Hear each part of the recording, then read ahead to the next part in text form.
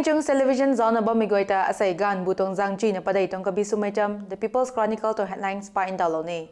Ray Mikho gum na hello na ba me Chief Minister nong Thoma Biren Singh Ridolan ne Lajit Borpukan Police Academy Darkhaw ko Police Cadet nong may kapalaw may nun pangko intay may khatni kuki communities ka goita team khat na suna po suna state ko inchu zang may punggang kang ray may paikam su panito na sakante.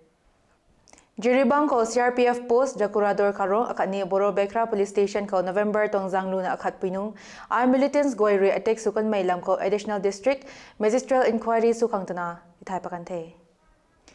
Gan butong zangchi na kanay pinung gamgi pai check post ko SDSA tong functionaries kani President, Vice President kani General Secretary kagoy tay kuki volunteers re bailokan may ta nunimang may indaw na Sanapati Action Committee re kuki community goita naga kailong ko gulaw makang akani naga area ko Bombay kuki community kagoita pangpatlaw makang tanati tay pakante. RCC Bridge Leishang Village, Churchampur District ko Joint Bomb Squad Team Redolanay IEDS bomb jakil defuse lokante.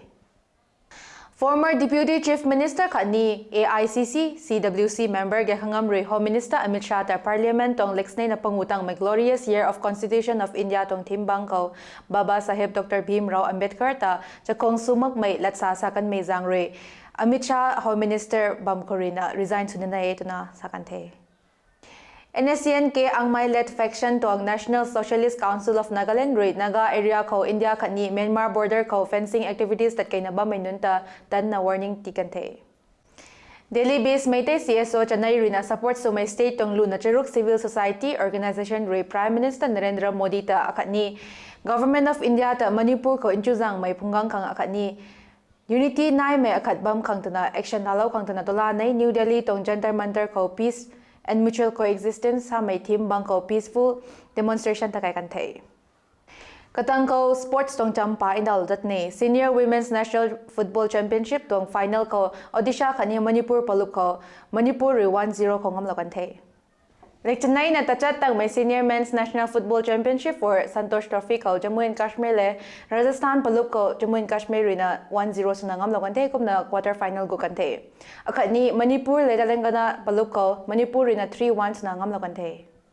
27 Sub Junior National Sepak Takraw Championship tong final ko Manipur ri Uttar Pradesh ta 3-0 sunangam lokante. Tainopal ko Assam Rifles Roy St. Peter's School tong student le kariw na security forces akat ni tawbo may chabon nun le mari hantaw kang to na friendly match organize kante. Kam may sunating na ilampain na lotan ne. Chang may 21 degree to 11 degree Celsius na make lo kong po na minute lingo na tanay kro na tingzin to kong baday na minute tamno na katumpaw. Gaan ko na igay bampuni zingmang timpo intande. Asa itong kabiso may chamto kau rina ngalaw te zalo na ba may waita tan ko te.